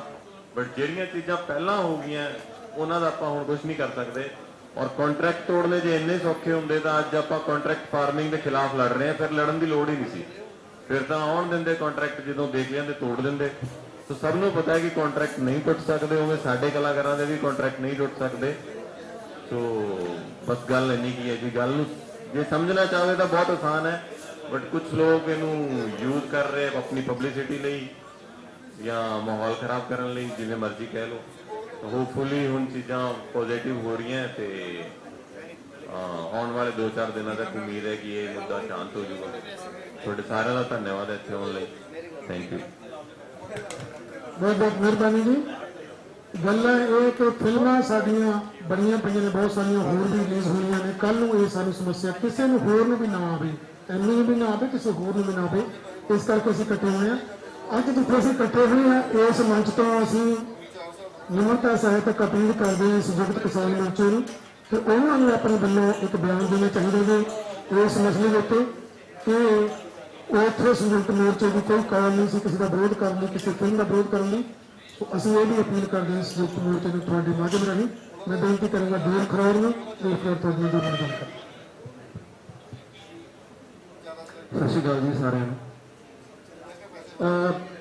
ਮੈਂ ਕਹਿਣਾ ਚਾਹੂੰਗਾ ਜੀ ਕਿ ਜਦੋਂ ਪ੍ਰੋਟੈਸਟ ਸ਼ੁਰੂ ਹੋਇਆ ਉਸ ਤੋਂ ਪਹਿਲਾਂ ਸੋ ਸਾਰੇ ਜਿਹੜੇ ਰਿਲਾਇੰਸ ਦੇ ਪੰਪ ਤੋਂ ਤੇਲ ਵੀ ਪਵਾਉਂਦੇ ਸੀਗੇ, ਜੀਓ ਦੇ ਸਿਮ ਵੀ ਯੂਜ਼ ਕਰਦੇ ਸੀਗੇ। ਪ੍ਰੋਟੈਸਟ ਤੋਂ ਬਾਅਦ ਅਸੀਂ ਰਿਲਾਇੰਸ ਦੇ ਪੰਪ ਸੀਗੇ ਉਹਨਾਂ ਦਾ ਬਾਈਕਾਟ ਕੀਤਾ ਜਾਂ ਜੀਓ ਦੇ ਸਿਮ ਅਸੀਂ ਬੰਦ ਕਰਾਏ। ਸੋ ਇਹ ਪਹਿਲਾਂ ਦੀਆਂ ਗੱਲਾਂ ਨੇ। ਜਿਹੜਾ ਕੰਟਰੈਕਟ ਹੋਇਆ ਐਮੀ ਬਾਈਜੂਰਾਂ ਦਾ, ਇਹ ਵੀ ਪਹਿਲਾਂ ਦਾ ਹੋਇਆ ਹੈ। ਉਦੋਂ ਪਤਾ ਨਹੀਂ ਸੀ ਕਿ ਇਦਾਂ ਦਾ ਕੋਈ ਕਾਲੇ ਬਿੱਲ ਆਉਣਗੇ। ਜੇ ਪਤਾ ਹੁੰਦਾ ਤਾਂ ਉਹ ਕਿਉਂ ਕਰਦੇ, ਹੈ ਨਾ ਜੀ। ਸੋ ਇਹੀ ਕਹੂੰਗਾ ਮੈਂ ਤੁਹਾਨੂੰ ਸਾਰਿਆਂ ਨੂੰ ਕਿ ਜੀ ਤੁਹਾਡੇ ਸਹਿਯੋਗ ਦੀ ਲੋੜ ਹੈ। ਤੁਸੀਂ ਲੋਕਾਂ ਤੱਕ ਵੱਧ ਤੋਂ ਵੱਧ ਅਵੇਅਰ ਕਰੋ ਉਹਨਾਂ ਨੂੰ ਜਿਹੜੇ ਇਦਾਂ ਦੇ ਕਮੈਂਟ ਥੱਲੇ ਲਿਖਦੇ ਨੇ। ਵੈਸੇ ਗੱਲ ਤਾਂ ਮੈਨੂੰ ਲੱਗਦਾ ਕਿ ਉਹ ਇਨਸਾਨ ਪੜ੍ਹਿਆ ਲਿਖਿਆ ਹੋ ਹੀ ਨਹੀਂ ਸਕਦਾ ਜਿਹੜਾ ਕਿਸੇ ਦੀ ਗੱਲ ਦੇ ਉੱਤੇ ਗਾਲਾਂ ਕੱਢਦਾ ਥੱਲੇ। ਮੈਂ ਕੱਲ ਪਰਸੋਂ ਇੱਕ ਇੰਟਰਵਿਊ ਦੇਖ ਰਿਹਾ ਸੀਗਾ ਘੁੱਗੀ ਭਾਜੀ ਦੀ। ਘੁੱਗੀ ਭਾਜੀ ਲਈ ਤਾਂ ਲੋਕ ਜਿਹੜੇ ਸ਼ਬਦ ਨੇ ਯੂਜ਼ ਕਰ ਹੀ ਰਹੇ ਸੀ। ਜਿਹੜੀ ਕੁੜੀ ਇੰਟਰਵਿਊ ਕਰ ਰਹੀ ਸੀ ਉਹਦੇ ਲਈ ਵੀ ਗਾਲ ਲਿਖੀ ਹੋਈ ਸੀ ਕਿ ਇਹਨੂੰ ਸਾਲੀ ਨੂੰ ਸਵਾਲ ਨਹੀਂ ਪੁੱਛਣਾ ਆਉਂਦਾ। ਸੋ ਕਿੱਦਾਂ ਦੇ ਲੋਕ ਨੇ ਉਹ। ਮੇਰੇ ਖਿਆਲ 'ਚ ਅੱਜ ਵੀ ਤੁਸੀਂ ਜਗਬਾਣੀ ਤੇ ਜਾ ਕੇ ਜੇ ਦੇਖੋਗੇ ਉਸ ਸਾਈਡ ਦੇ ਉੱਤੇ ਕਮੈਂਟ ਪਿਆ ਹੋਊਗਾ ਔਰ ਉਹਦੇ ਉੱਤੇ ਇੱਕ ਸਰਦਾਰ ਜੀ ਦੀ ਫੋਟੋ ਲੱਗੀ ਹੋਈ ਸੀ, ਪੂਰੇ ਮਤਲਬ ਗੁਰਸਿੱਖ ਭੇਸ 'ਚ ਸੀਗੇ। ਸੋ ਸਾਡਾ ਅਕਸ ਕਿੱਦਾਂ ਦਾ ਜਾ ਰਿਹਾ ਲੋਕਾਂ ਦੇ ਅੱਗੇ, ਹੈ ਨਾ ਜੀ। ਸੋ ਇਹੀ ਕਹੂੰਗਾ ਮੈਂ ਤੁਹਾਨੂੰ ਤੁਹਾਡੇ ਮੀਡੀਆ ਦੇ ਜ਼ਰੀਏ ਕਿ ਲੋਕਾਂ ਨੂੰ ਅਵੇਅਰ ਕਰੋ। ਤੇ ਜਿਹੜੇ ਵੀ ਇਹ ਫਿਲਮ ਹੈ ਜੀ ਇਹ ਬਹੁਤ ਪਹਿਲਾਂ ਦੀ ਉਹਨਾਂ ਨੇ ਸਾਈਨ ਕੀਤੀ ਹੋਈ ਹੈ, ਕੋਈ ਅੱਜ ਵੀ ਨਹੀਂ ਕੀਤੀ ਹੋਈ। ਸੋ ਉਹਨਾਂ ਨੇ ਸਾਰਾ ਕੁਝ ਕੱਲ ਪਰਸੋਂ ਦੀ ਇੰਟਰਵਿਊ ਸਾਰਾ ਕੁਝ ਬਿਆਨ ਕਰਤਾ। ਜਿਹੜਾ ਬੰਦਾ ਇਮੋਸ਼ਨਲ ਹੋ ਕੇ ਕਹਿ ਰਿਹਾ ਉਹ ਸਾਫ਼ ਪਤਾ ਲੱਗਦਾ ਕਿ ਸੱਚ ਬੋਲ ਰਹੇ ਨੇ, ਹੈ ਨਾ ਜੀ। ਸੋ ਤੁਸੀਂ ਸਾਰੇ ਜਣੇ ਹੈਲਪ ਕਰੋ ਜੀ। Thank you very much. ਮਿਹਰਬਾਨੀ ਦੇਰ ਜੀ। ਮੈਂ ਬੇਨਤੀ ਕਰਾਂਗਾ ਜੀ BN ਸ਼ਰਮਾ ਜੀ ਨੂੰ। ਸ਼ਰਮਾ ਜੀ ਤੁਸੀਂ ਆਪਣਾ ਵਿਚਾਰ ਤੇ ਜ਼ਰੂਰ ਰੱਖੋ। ਸਤਿ ਸ਼੍ਰੀ ਅਕਾਲ ਜੀ ਸਾਰਿਆਂ ਨੂੰ। ਮੈਨੂੰ ਤਾਂ ਜਦੋਂ ਇਹ ਖਬਰ ਦਾ ਪਤਾ ਲੱਗਿਆ ਉਦੋਂ ਜੋ ਮੇਰੀ ਫੀਲਿੰਗ ਹੈ ਉਹ ਮੈਂ ਤੁਹਾਡੇ ਨਾਲ ਸ਼ੇਅਰ ਕਰਦਾ ਕਿ ਅਸੀਂ ਜਿੰਨੇ ਵੀ ਕਲਾਕਾਰ ਹੈ ਕੋਈ ਵਿਦੇਸ਼ੀ ਤਾਂ ਹੈ ਨਹੀਂ, ਹੈ ਪੰਜਾਬ ਦੇ ਹੀ। ਸਾਡਾ ਕੋਈ ਨਾ ਕੋਈ ਰਿਸ਼ਤੇਦਾਰ, ਮਾਂ ਪਿਓ, ਭੈਣ ਭਰਾ ਕਿਸੇ ਨਾ ਕਿਸੇ ਤਰ੍ਹਾਂ ਕਿਸਾਨੀ ਨਾਲ ਜੁੜਿਆ ਹੋਇਆ। ਕੋਈ ਵੀ ਕਲਾਕਾਰ ਬਾਹਰੋਂ ਨਹੀਂ, ਪਾਕਿਸਤਾਨ ਤੋਂ ਜਾਂ ਕਿਤੇ ਬੰਗਲਾਦੇਸ਼ ਤੋਂ ਨਹੀਂ ਆਇਆ ਹੋਇਆ, ਇੱਥੋਂ ਹੀ ਜੰਮੇ ਪਲੇ ਹੈ। ਇੱਥੇ ਦੇ ਹੀ ਸਾਡੇ ਮਾਂ ਪਿਓ। ਮੈਂ ਰੋਪੜ ਦੇ ਕੋਲ ਮੇਰਾ ਪਿੰਡ ਹੈ। ਤਾਂ ਐਮੀ ਵਿਰਕ ਜਾਂ ਕੋਈ ਹੋਰ ਬਾਬਾ ਜੀ ਜਾਂ ਮਲਕੀਅਤ ਰੌਣੀ, ਅਸੀਂ ਸਾਰੇ ਲੋਕ ਪੰਜਾਬ ਦੇ ਜ਼ਮੀਨ ਨਾਲ ਜੁੜੇ ਹੋਏ ਹੈ। ਔਰ ਕਿਸਾਨਾਂ ਤੋਂ ਅਸੀਂ ਵੱਖਰੇ ਨਹੀਂ, ਅਸੀਂ ਖੁਦ ਕਿਸਾਨ ਹੈ। ਇਹਦਾ ਮਤਲਬ ਹੈ ਸਾਡੇ ਵਿੱਚ ਕੋਈ ਪਾੜ ਪਾ ਰਹੇ ਹਨ। ਜੇ ਉਹਨਾਂ ਨੂੰ ਦੇਖੋ ਸਾਡੀ ਲੜਾਈ ਹੈ ਸਰਕਾਰ ਦੇ ਨਾਲ, ਕਿਸਾਨਾਂ ਦੀ ਲੜਾਈ ਮੀਨਸ ਸਾਡੀ ਲੜਾਈ। ਅਸੀਂ ਕਲਾਕਾਰ ਇੱਕ ਪ੍ਰੋਫੈਸ਼ਨ ਹੈ। ਇੱਕ ਪੰਜਾਬ ਦੇ ਵਿੱਚ ਡਾਕਟਰ ਵੀ ਹੋ ਸਕਦਾ ਹੈ, ਪੰਜਾਬ ਦੇ ਵਿੱਚ ਟੀਚਰ ਵੀ ਹੈ, ਪੁਲਿਸ ਵਾਲੇ ਵੀ ਹੈ ਸਾਰੇ ਕਿਸਾਨਾਂ ਦੇ ਨਾਲ ਜੁੜੇ ਹੋਏ। ਹਰ ਇੱਕ ਕੋਈ, ਚਾਹੇ ਇਹ ਨਹੀਂ ਕਿ ਅਸੀਂ ਕਲਾਕਾਰ ਹੀ, ਫਿਲਮਾਂ ਦੇ ਕਲਾਕਾਰ ਹੀ, ਥੀਏਟਰ ਦੇ ਆਰਟਿਸਟ ਵੀ ਉਹਨਾਂ ਦੇ ਨਾਲ ਹੈ, ਕਿਉਂਕਿ ਅਸੀਂ ਪੰਜਾਬੀ ਹੈ। ਸਾਡਾ ਆਪਣਾ ਮੁੱਦਾ ਹੈ। रही गल कि जियो या रिलायंस या वो जी टीवी दी, हुण मैनू ਜਦੋਂ ਮਲਕੀਤ ਜੀ ਬੋਲ ਰਹੇ ਸੀਗੇ ਮੈਨੂੰ ਯਾਦ ਆਇਆ ਵੀ ਮੇਰੇ ਘਰ ਤਾਂ ਮੇਰੀ ਵਾਈਫ ਟਾਟਾ ਨਮਕ ਯੂਜ਼ ਕਰਦੀ ਹੈ, ਕਿਤੇ ਉਹਦੇ ਪਿੱਛੇ ਨਾ ਚੱਕਰ ਪੈ ਜਾਏ। ਵੀ ਉਹ 30 ਸਾਲਾਂ ਤੋਂ ਤੂੰ ਪੰਜਾਬੀ ਫਿਲਮਾਂ ਕਰ ਰਿਹਾ, ਟਾਟਾ ਨਮਕ ਕਿਉਂ ਯੂਜ਼ ਕਰ ਰਿਹਾ? ਮੈਂ ਹੁਣ ਜਾ ਕੇ ਸਟਵਾਉਂਗਾ ਭਾਈ। ਤਾਂ ਇਹ ਮੁੱਦੇ ਨਹੀਂ ਹੈ। एक्चुअली जो साडी गलबात है वो है सरकार दे नाल। सरकार नाल लड़ना क्या हुण जे मतलब मैनू थोड़ी कोई गल नहीं समझ आ रही। कई बार मैं देखदा कि साडे घर मजदूर लगे हुए, जे मजदूर नू असीं डांट दिंदे ओ यार तू काम नहीं कर रहा, तो वो ठेकेदार साडा मेरे कहे दा गुस्सा उहदे नाल हाले काम क्यों नहीं कर रहे उहदे ते लाएगा। ਇਹ किसी होर दा गुस्सा साडे ते ला रहा होना बंदा। साडी ਤਾਂ बड़ी ਉਹਨਾਂ ਨਾਲ ਸਾਂਝ ਹੈ। ਉਹ ਹੁਣ ਕਹਿਣ ਅਸੀਂ ਸ਼ੂਟਿੰਗ ਛੱਡ ਕੇ ਉੱਥੇ ਜਾਂਦੇ ਰਹੇ। ਮੇਰੀ ਕੁਰਾਲੀ ਦੇ ਕੋਲ ਇੱਕ ਪਿੰਡ ਦੇ ਵਿੱਚ ਸ਼ੂਟਿੰਗ ਚੱਲ ਰਹੀ ਸੀ। ਮੈਂ ਆਪਣੇ प्रोडक्शन वाले ਨੂੰ ਕਿਹਾ, मैं क्या यार बिस्कुट वगैरह यहाँ से बेकरी के बिस्कुट लेके आना। कहता जी अज सारी बेकरियां बंद है, एमी विर्क सारी बेकरियां दे बिस्कुट इकट्ठे करके उत्थे पहुंचा रहे। होर की भाईचारा हुंदा है? कंबल देण नूं या साडा जे खून दी भी लोड़ पई आर्टिस्ट तैयार है उन्हां नाल, सानू कौन जुदा कर सकता है? तुहाडे नाल इस करके ये बैठक कीती है कि तुहाडी आवाज़ घर घर तक पुजदी है। तुसी इस आवाज़ नूं लोकां तक पहुंचाओ कि किसानां नाल सारा पंजाब है, चाहे वो आर्टिस्ट है, चाहे वो अध्यापक है, चाहे वो डॉक्टर है, चाहे वो पुलिस वाले हैं। हुण ये तो नहीं हो सकता भी जिहड़ी बस इत्थे तो गई, जे वो बस का ड्राइवर जिहड़ी विच असीं कलाकार गए सीगे वो ड्राइवर जे होवे यूपी का भी तुसीं उहदी बस ते क्यों चढ़े? ਇਹਦਾ भी मतलब आटा गुंदी हिलदी क्यों है? ਇਹ जी गल है। प्रोड्यूसर आंदा एक लोकल कोई प्रॉपर्टी डीलर, वो आंदा बेचारा नवा किसी मैं अजकल प्रॉपर्टी का काम खराब चल रहा, मैं फिल्म च ला लेंदा है। हुण वो बना के फिल्म बाद च उन्हें किती बेचनी हुंदी है, सानू की पता वो काले चोर नूं बेचेगा? सानू की पता? असीं तां काम कीता है। और साडी ड्यूटी की हुंदी है यार कोई वल्गर बात नहीं बोलूंगा मैं। असी इन्नी मैं कोई तकरीबन 140-45 फिल्मां कर चुके हैं। कई फिल्मां इस करके छड्डियां भी यार वल्गर बात नहीं, कॉमिक जे कराना ही है, कॉमेडी करानी है, तभी असी कलाकार बंदे अपनी एक्टिंग ना करांगे, पर ये कोई यही जी वल्गर गल नहीं करांगे जिहड़ी मां भैन ना दे सके। वो असी कोई अपने पंजाब तो बाहर है, किहड़े बंदे कहंदे एमी विर्क लग गए? एमी विर्क ने जान के अपने पंजाबियों नाल उन्हें इत्थे काम नहीं करना। इस सिंगरां नूं स्टार या सानू स्टार बनाया किने? साडे पंजाबियों ने तो बनाया। असीं नमक हराम बंदे। यही जी जिहड़ी यही जी गल्लां छोटियां गल्लां इस तरह साडे विच पाड़ पाड़ना वालियां गल्लां नहीं होणियां चाहीदियां। मेरी हाथ जोड़ के उन बंदियां नूं भी उन भरावां नूं बेनती है कि यार मसी मसी पंजाब दे विच वधिया कोई माहौल बनता है। हुण करोना दे विच असीं दुखी होए पे हैं।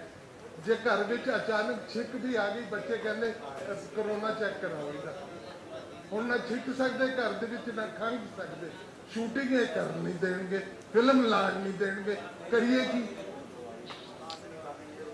तब प्लीज तुसी यही साडी आवाज़ लोकां तक पहुंचाओ भी किसान है चाहे कुछ है, चाहे कोई बड़ा है कोई छोटा कलाकार है, असी पंजाबी हैं, असी पंजाब तो बाहर नहीं है।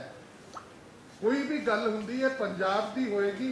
असी कोई ये अलग मुद्दा कोई किसानां दे नाल नहीं है, असी सारे पंजाब दे नाल है। किसानां दे नाल तां साडे कई रिश्तेदार उत्थे बैठे हैं। हुण जे कल नूं मैनूं मुसलमान दा रोल मिल गया तां मेरे तो अगेंस्ट हो जाएंगे भी तू मुसलमान, तू पंजाबी होके मुसलमान दा रोल क्यों कीता? ਇਹੋ ਜਿਹੀਆਂ ਗੱਲਾਂ ਕਰਨੀਆਂ ਬਚਕਾਨੀ ਗੱਲਾਂ ਹੈ। ਐਮੀ ਵਿਰਕ ਨੂੰ ਮੈਂ ਉਹਦੇ ਨਾਲ ਮੁਕਲਾਵਾ ਫਿਲਮ ਕੀਤੀ ਔਰ ਇੱਕ ਦੋ ਤਿੰਨ ਫਿਲਮਾਂ ਮੈਂ ਕੀਤੀਆਂ ਉਹਨਾਂ ਨਾਲ। ਬਹੁਤ ਵਧੀਆ ਇਨਸਾਨ ਹੈ। ਹਰੇਕ ਬੰਦਾ ਉਹੀ ਕਾਮਯਾਬ ਹੋਏਗਾ ਜਿਹੜੇ ਪੰਜਾਬ ਦੇ ਨਾਲ ਜੁੜਿਆ ਹੋਏਗਾ। ਜਿਹੜੇ ਬੰਬੇ ਦੇ ਆਰਟਿਸਟ ਆਉਂਦੇ ਆ ਇੱਥੇ, ਉਹ ਕਿਉਂ ਨਹੀਂ ਕਾਮਯਾਬ ਹੁੰਦੇ? ਕਿਉਂਕਿ ਉਹ ਪੰਜਾਬੀ ਨਹੀਂ ਹੁੰਦੇ ਜਾਂ ਪੰਜਾਬੀ ਨੂੰ ਭੁੱਲ ਚੁੱਕੇ ਹੁੰਦੇ। ਅਸੀਂ ਲੋਕ ਇਸੇ ਕਰਕੇ, ਜੇ ਸਾਡਾ ਨਾਮ ਬਣਿਆ ਇਸੇ ਕਰਕੇ ਹੋਇਆ ਕਿ ਅਸੀਂ ਧਰਤੀ ਨਾਲ ਜੁੜੇ ਹੋਏ ਲੋਕ ਹਾਂ। ਤਾਂ ਇਹੀ ਬੇਨਤੀ ਹੈ ਉਨ ਲੋਕਾਂ ਨੂੰ ਵੀ ਜੋ ਪਾੜ ਪਾਉਣ ਦੀ ਕੋਸ਼ਿਸ਼ ਕਰੇ ਕਿ ਤੁਸੀਂ ਵੀ ਸਾਡੇ ਭਰਾ ਹੋ, ਕਿਸਾਨ ਵੀ ਸਾਡੇ ਭਰਾ ਕਿਉਂ ਲੜ ਰਹੇ ਹੋ? ਤੇ ਜੇ ਉਹਨਾਂ ਨੇ ਇਹੀ ਜਿਹੀ ਗਲਤੀ ਕੀਤੀ ਹੈ ਸਾਡੇ ਵੱਲੋਂ ਤਾਂ ਉਹਨਾਂ ਨੂੰ ਮਾਫ ਹੈ, ਉਹਨਾਂ ਨੂੰ ਮਾਫੀ ਹੈ। ਅਸੀਂ ਕਿਸਾਨਾਂ ਦੇ ਨਾਲ ਸੀ, ਹੈ ਔਰ ਰਹਾਂਗੇ। ਧੰਨਵਾਦ। ਬਹੁਤ ਬਹੁਤ ਮਿਹਰਬਾਨੀ ਸ਼ਰਮਾ ਜੀ। ਇਹ ਗੱਲ ਸਮਝਣ ਦੀ ਲੋੜ ਹੈ, ਅਸੀਂ ਸਮਾਜ ਦੇ ਵਿੱਚ ਰਹਿਣਾ, ਸਮਾਜ ਨੂੰ ਜਿਉਣਾ ਹੈ। ਅਚਾਨਕ ਅਸੀਂ ਬਿਮਾਰ ਹੋ ਜਾਂਦੇ ਹਾਂ ਘਰ ਦੇ ਵਿੱਚ, ਸਾਨੂੰ ਕੋਈ ਹਸਪਤਾਲ ਚੱਕ ਕੇ ਲੈ ਕੇ ਜਾਂਦਾ ਹੈ, ਅਸੀਂ ਪਹਿਲਾਂ ਉਹਨੂੰ ਜਾ ਕੇ ਪੁੱਛਾਂਗੇ ਕਿ ਡਾਕਟਰ ਬੀਜੇਪੀ ਦਾ ਬੰਦਾ? ਅਸੀਂ ਦਵਾਈ ਲੈਣ ਤੋਂ ਪਹਿਲਾਂ ਪੁੱਛਾਂਗੇ? ਇਹ ਸਾਡੇ ਕਿਸੇ ਭੈਣ ਦਾ ਬੱਚਾ ਹੋਣਾ, ਅਸੀਂ ਪੁੱਛਾਂਗੇ ਡਿਲੀਵਰੀ ਕਰਨ ਵਾਲੀ ਜਿਹੜੀ ਲੇਡੀ ਡਾਕਟਰ ਹੈ ਇਹ ਕਿਹੜੇ ਧਰਮ ਨੂੰ ਬਿਲੋਂਗ ਕਰਦੀ ਹੈ, ਕਿਹੜੀ ਪਾਰਟੀ ਨੂੰ ਬਿਲੋਂਗ ਕਰਦੀ ਹੈ? ਸੋ ਇਹਨਾਂ ਗੱਲਾਂ ਤੋਂ ਉੱਪਰ ਉੱਠਣ ਦੀ ਲੋੜ ਹੈ। ਮੈਂ ਬੇਨਤੀ ਕਰਾਂਗਾ 2 ਮਿੰਟ ਸਾਡੇ ਨਾਲ ਸਾਂਝ ਪਾਉਣਗੇ ਸੁਰਿੰਦਰ ਮਾਨ। ਇੱਥੇ ਆਏ ਹੋਏ ਸਾਰੇ ਵੀਰਾਂ ਨੂੰ ਬਹੁਤ ਹੀ ਪਿਆਰ ਭਰੀ ਸਤਿ ਸ਼੍ਰੀ ਅਕਾਲ। ਜਦੋਂ ਸਾਨੂੰ ਤੁਹਾਡੀ ਜ਼ਰੂਰਤ ਪਈ ਹੈ ਅਸੀਂ ਤੁਹਾਨੂੰ ਯਾਦ ਕੀਤਾ ਹੈ ਔਰ ਤੁਸੀਂ ਆਪਣੇ ਟਾਈਮ ਕੱਢ ਕੇ ਜਿਵੇਂ ਵੀ ਹੈ ਸਾਡੇ ਨਾਲ ਜੁੜੇ ਰਹੇ ਹੋ। ਤੇ ਮੇਨ ਗੱਲ ਇਹ ਹੈ ਕਿ ਇਹ ਦੁਨੀਆ ਦੇ ਵਿੱਚ ਹੋ ਕੀ ਰਿਹਾ ਹੈ ਸਾਡੇ ਨਾਲੋਂ ਵੈਸੇ ਬਿਹਤਰ ਜ਼ਿਆਦਾ ਤੁਸੀਂ ਜਾਣਦੇ ਹੋ। ਇਹ ਜਿਹੜੀ ਪੋਲਿਟਿਕਸ ਹੈ, ਅੱਜ ਦੀ ਪੋਲਿਟਿਕਸ, ਪੁਰਾਣੀ ਪੋਲਿਟਿਕਸ, ਅਸੀਂ ਕਾਫੀ ਪੋਲਿਟਿਕਸ ਨੂੰ ਦੇਖ ਚੁੱਕੇ ਹਾਂ, ਦੇਖਣ ਦਾ ਮੌਕਾ ਮਿਲਿਆ ਹੈ। ਪਰ ਅੱਜ ਤਾਂ ਇਹੋ ਜਿਹੀ ਪੋਲਿਟਿਕਸ ਹੋ ਗਈ ਹੈ ਕਿ ਜੇ ਇੱਕ ਆਦਮੀ ਦਾ ਪਤਾ ਹੈ ਕਿ ਇਹ ਸੱਚਾ ਹੈ ਤੇ ਸੱਚ ਬੋਲ ਰਿਹਾ ਹੈ ਤੇ ਦੂਸਰੀ ਪਾਰਟੀ ਦਾ ਬੰਦਾ ਕਹਿੰਦਾ ਜੀ ਨਹੀਂ ਸੱਚ ਨਹੀਂ ਬੋਲ ਰਿਹਾ, ਕਹਿੰਦਾ ਤੇਰੇ ਸਾਹਮਣੇ ਤਾਂ ਸੱਚ ਬੋਲ ਰਿਹਾ ਹੈ, ਕਹਿੰਦਾ ਬੇਸ਼ੱਕ ਬੋਲ ਰਿਹਾ ਹੈ ਪਰ ਮੇਰੀ ਪਾਰਟੀ ਕਹਿੰਦੀ ਹੈ ਵੀ ਇਹ ਸੱਚ ਨਹੀਂ ਹੈ, ਉਹਨੇ ਬੋਲਣਾ ਹੈ ਕਿ ਸੱਚ ਨਹੀਂ ਹੈ। ਇੱਥੇ ਤੱਕ ਹਾਲਤ ਹੋ ਚੁੱਕੀ ਹੈ। ਅਸੀਂ ਸਾਰੇ ਪੋਲਿਟਿਕਸ ਦੇ ਇਹਨਾਂ ਚੱਕਰਾਂ ਦੇ ਵਿੱਚ ਉਲਝੇ ਹੋਏ ਹਾਂ ਤੇ ਜਿਹੜੇ ਕੰਮ ਨਾਲ ਅਸੀਂ ਜੁੜੇ ਹੋਏ ਹਾਂ ਅਸੀਂ ਤੇ ਸਾਰੇ ਕਲਾਕਾਰ ਬੰਦੇ ਹਾਂ। ਸਾਨੂੰ ਇੱਕ ਹੱਦ ਤੱਕ ਅਸੀਂ ਆਪਣੇ ਕੰਮ ਦੇ ਨਾਲ, ਆਪਣੇ ਪਰਿਵਾਰ ਦੇ ਨਾਲ, ਆਪਣੇ ਸਮਾਜ ਦੇ ਨਾਲ ਹਰ ਤਰ੍ਹਾਂ ਨਾਲ ਜੁੜੇ ਹੋਏ ਹਾਂ ਤੇ ਤੁਹਾਡੇ ਅੱਗੇ ਸਾਡੀ ਇਹੀ ਗੁਜ਼ਾਰਿਸ਼ ਹੈ ਕਿ ਤੁਸੀਂ ਸਾਡੇ ਜਿਹੜੇ ਸੰਦੇਸ਼ ਹੈ, ਸਾਡਾ ਸੁਨੇਹਾ ਹੈ ਕਿ ਇਹਨਾਂ ਲੋਕਾਂ ਤੱਕ ਇੱਕ ਚੰਗੇ ਤਰੀਕੇ ਦੇ ਨਾਲ ਤੁਸੀਂ ਭੇਜੋ, ਪੇਸ਼ ਕਰੋ ਕਿ ਇਹ ਬੰਦੇ ਕਿਸਾਨ ਨੇ, ਕਿਸਾਨ ਹੀ ਨੇ। ਅਸੀਂ ਸਾਰੇ ਬੇਸਿਕਲੀ ਕਿਤੇ ਦੂਜੀ ਤੀਜੀ ਪੀੜ੍ਹੀ ਤੋਂ ਤੁਸੀਂ ਵੀ ਕਿਸਾਨ ਦੇ ਨਾਲ ਜੁੜੇ ਹੋਏ, ਕਿਸਾਨੀਅਤ ਨਾਲ। ਤੇ ਅੱਜ ਅਸੀਂ ਪਹਿਲਾਂ ਕਿਸਾਨ ਹਾਂ, ਕੱਲ ਵੀ ਅਸੀਂ ਕਿਸਾਨਾਂ ਦੇ ਨਾਲ ਸੀ, ਅੱਜ ਵੀ ਹੈਗੇ ਹਾਂ, ਕੱਲ ਨੂੰ ਵੀ ਰਹਾਂਗੇ। ਅਸੀਂ ਕਿਸਾਨਾਂ ਤੋਂ ਵੱਖ ਨਹੀਂ ਹੋ ਸਕਦੇ। ਬਾਕੀ ਮਲਕੀਤ ਰਾਣੀ ਜੀ ਨੇ ਤੇ ਕਮਰ ਗਰੇਵਾਲ ਨੇ ਤੇ ਬਾਕੀ ਕਸਰ ਕੱਢ ਦਿੱਤੀ ਹੈ ਇਹ ਆਪਣੇ ਵੀਐਨ ਸ਼ਰਮਾ ਜੀ ਨੇ। ਮੇਰਾ ਖਿਆਲ ਹੈ ਹੋਰ ਵੀ ਸਾਡੇ ਕਲਾਕਾਰ ਨੇ, ਖਰੋੜ ਸਾਹਿਬ ਤੇ ਇਹਨਾਂ ਨੇ ਜੋ ਵੀ ਕਿਹਾ ਹੈ, ਮੇਰਾ ਖਿਆਲ ਹੈ ਮੇਰੇ ਕੋਲ ਕਹਿਣ ਨੂੰ ਹੋਰ ਕੁਝ ਹੈ ਨਹੀਂ। ਬਾਕੀ ਮਲਕੀਤ ਰਾਣੀ ਜੀ ਸਾਤੋਂ ਸਾਰਿਆਂ ਤੋਂ ਬਿਹਤਰ ਜਾਣਦੇ ਨੇ ਤੇ ਕਰਨਗੇ, ਪਰਮਾਤਮਾ ਕਰੇ। ਮੈਂ ਤਾਂ ਇਹੀ ਕਹਾਂਗਾ ਕਿ ਇਹ ਬੰਦਾ ਦਿਨ ਰਾਤ ਭੱਜਿਆ ਫਿਰ ਰਿਹਾ, ਤੁਸੀਂ ਵੀ ਦੇਖ ਰਹੇ ਹੋ। ਮੈਂ ਦੁਆ ਕਰੋ ਕਿ ਇਹ ਬਸ ਇਹਦੀ ਲੰਬੀ ਮਤਲਬ ਇਹਨੂੰ ਤੰਦਰੁਸਤੀ ਦੇਵੇ ਬਸ। Thank you very much. ਮਿਹਰਬਾਨੀ ਜੀ। ਮੈਨੂੰ ਲੱਗਦਾ ਹੈ ਮਾਨ ਸਾਹਿਬ ਨੂੰ ਮੈਨੂੰ ਲੱਗਣ ਲੱਗਾ ਵੀ ਮਲਕੀਤ ਰਾਣੀ ਨੂੰ ਖਤਰਾ ਕੋਈ ਅਗਲਾ ਧਰਨੇ ਦੇ ਕਮਰੇ ਹੋਊਗਾ। ਤੰਦਰੁਸਤੀ। ਰਾਣਾ ਜੰਗ ਬਹਾਦਰ ਜੀ। ਸਾਰੇ ਪਤਵੰਤ ਦੇ ਸੱਜਣਾਂ ਨੂੰ, ਕਲਾਕਾਰਾਂ ਨੂੰ ਬਸ ਇੱਕੋ ਹੀ ਗੁਜ਼ਾਰਿਸ਼ ਕਰਨੀ ਚਾਹੁੰਦੇ ਹਾਂ ਕਿ ਕਿਸਾਨੀ ਮੁੱਦਾ ਉਹ ਸਭ ਨੂੰ ਪਤਾ ਹੈ ਤੇ ਜਿਹੜੀ ਗਲਤਫਹਿਮੀ ਹੋਈ ਹੈ ਇਹ ਵੀ ਸਭ ਨੂੰ ਪਤਾ ਹੈ ਤੇ ਅਸੀਂ ਮੀਡੀਆ ਵਾਲਿਆਂ ਨੂੰ ਇਹ ਗੁਜ਼ਾਰਿਸ਼ ਕਰਨਾ ਚਾਹੁੰਦੇ ਹਾਂ ਕਿ ਜਿਹੜੀ ਵੀ ਗੱਲ ਮਿਸਅੰਡਰਸਟੈਂਡਿੰਗ ਹੁੰਦੀ ਹੈ ਉਹਨੂੰ ਸਭ ਤੋਂ ਜ਼ਿਆਦਾ ਕਲੀਅਰ ਤੁਸੀਂ ਕਰ ਸਕਦੇ ਹੋ। ਕਿਉਂ ਸਵੇਰੇ ਅਖਬਾਰਾਂ ਵਿੱਚ, ਟੀਵੀ ਤੇ, ਰੇਡੀਓ ਤੇ ਹਰ ਜਗ੍ਹਾ ਉਹ ਚੀਜ਼ ਪਹੁੰਚ ਜਾਂਦੀ ਹੈ ਵੀ ਹਾਂ ਇਹ ਗੱਲ ਗਲਤ ਹੋਈ ਹੈ, ਇਹ ਕੋਈ ਪੁਰਾਣੀ ਗੱਲ ਸੀ ਜਿਹਨੂੰ ਅੱਜ ਫੇਰ ਯਾਦ ਕਰਕੇ ਉਛਾਲਿਆ ਜਾ ਰਿਹਾ ਹੈ। ਤੇ ਇਸ ਤਰ੍ਹਾਂ ਦੀਆਂ ਗਲਤ ਫਹਿਮੀਆਂ ਅੱਗੇ ਵੀ ਕਿਤੇ ਹੋਣ ਤੇ ਉਹਨਾਂ ਨੂੰ ਤੋੜ ਮਰੋੜ ਕੇ ਨਾ ਪੇਸ਼ ਕੀਤਾ ਜਾਏ, ਸੱਚੇ ਢੰਗ ਨਾਲ ਪੇਸ਼ ਕੀਤਾ ਜਾਏ। ਵੈਸੇ ਹੀ ਮੈਂ ਇਹਨੂੰ ਇੱਕ ਅੱਛੇ ਨੋਟ ਤੇ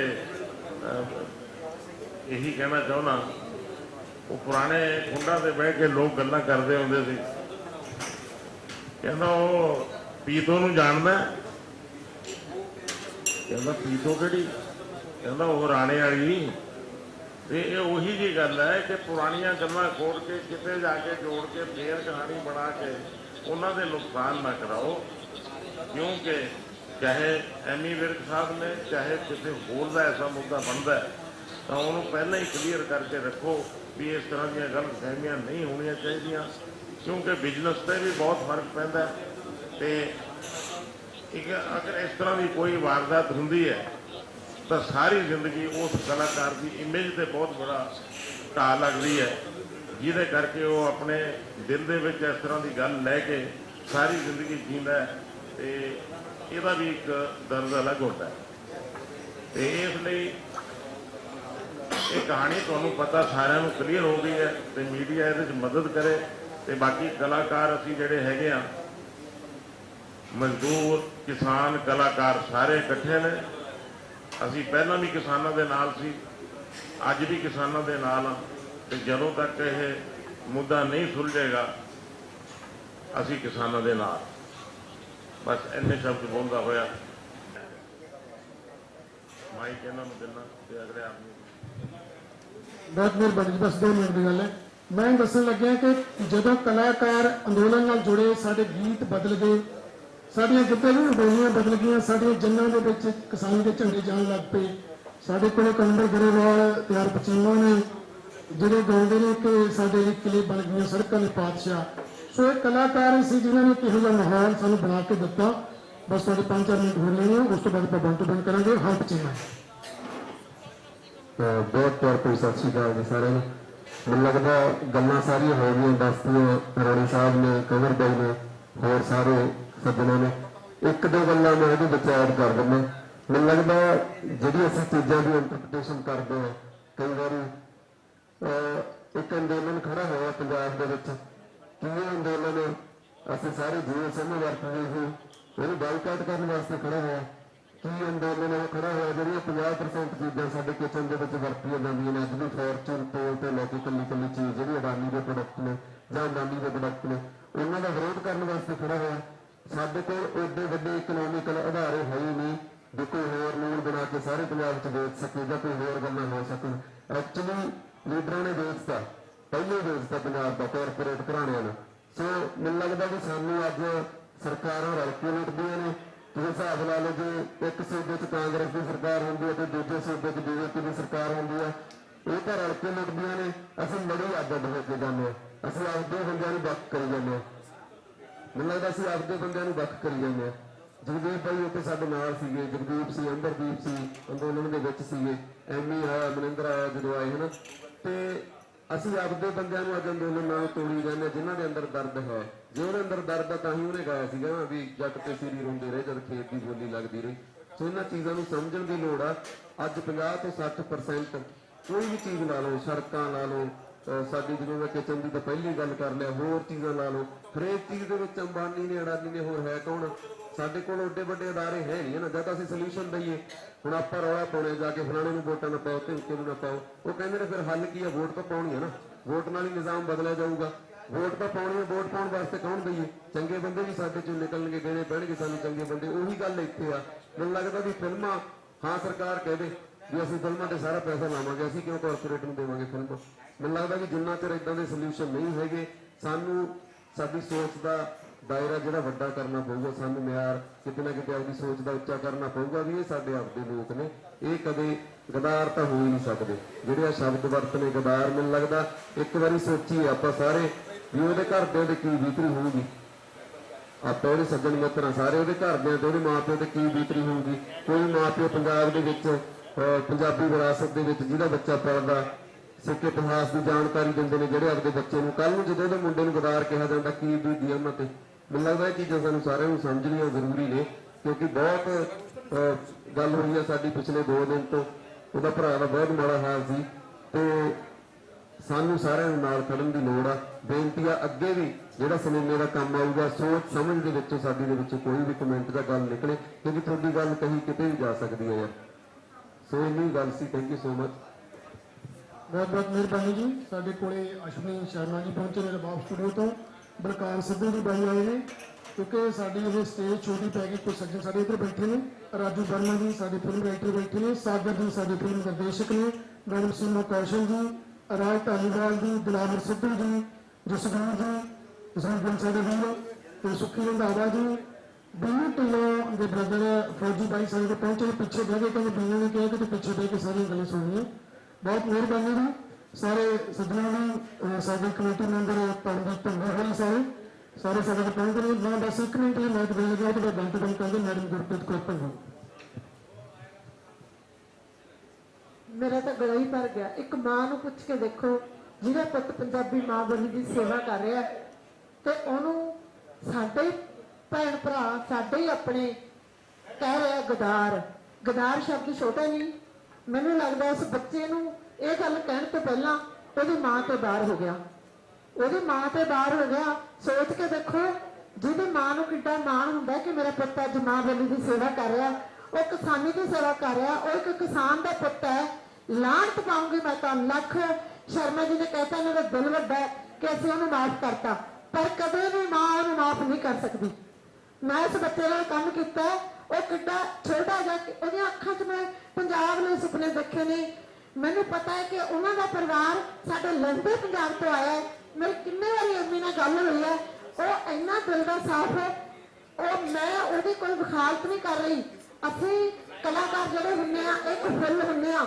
ਜਦੋਂ ਇੱਕ ਫੁੱਲ ਦੇ ਮਾੜੇ ਜਿਹੇ ਪਾਣੀ ਤੇ ਪੈਰ ਟਿਕਦਾ ਤਾਂ ਦੇਖੋ ਇਹਦੇ ਵਿੱਚੋਂ ਜਦੋਂ ਕੁਝ ਸਿੰਮਦਾ ਤਾਂ ਹੰਝੂ ਨਿਕਲਦੇ ਨੇ। ਤੇ ਮੈਨੂੰ ਬਹੁਤ ਦੁੱਖ ਹੋ ਰਿਹਾ। ਮੈਂ ਪ੍ਰੈਸ ਨੂੰ ਇਹ ਬੇਨਤੀ ਕਰੂੰਗੀ ਕਿ ਤੁਹਾਡੇ ਹੱਥ 'ਚ ਬਹੁਤ ਕੁਝ ਹੁੰਦਾ।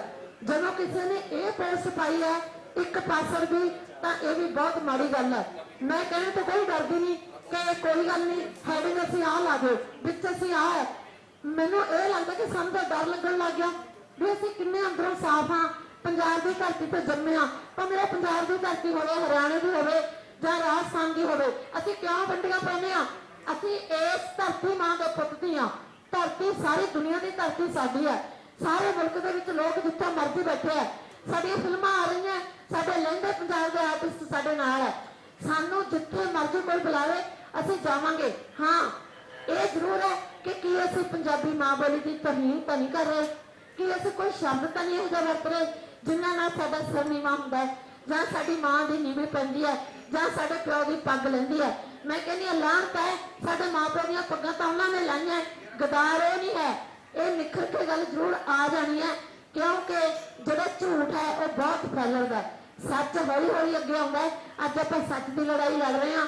ਇਹ ਜਾਣ ਬੁੱਝ ਕੇ ਕਿਸਾਨੀ ਨੂੰ ਢਾਹ ਲਾਉਣ ਲਈ ਕਿਸਾਨੀ ਦਾ ਝੰਡਾ ਇਸ ਲਈ ਨਹੀਂ ਚੱਕਿਆ ਕਿ ਅਸੀਂ ਕਿਸਾਨੀ ਦੇ ਨਾਲ ਆ, ਸਗੋਂ ਕਿਸਾਨੀ ਨੂੰ ਢਾਹ ਲਾਉਣ ਲਈ ਇੱਕ ਉਹਦੇ ਪੁੱਤ ਤੇ ਵਾਰ ਕੀਤਾ ਹੈ ਕਿ ਮਸਲਾ ਇੱਧਰ ਨੂੰ ਉਲਝ ਜੇ।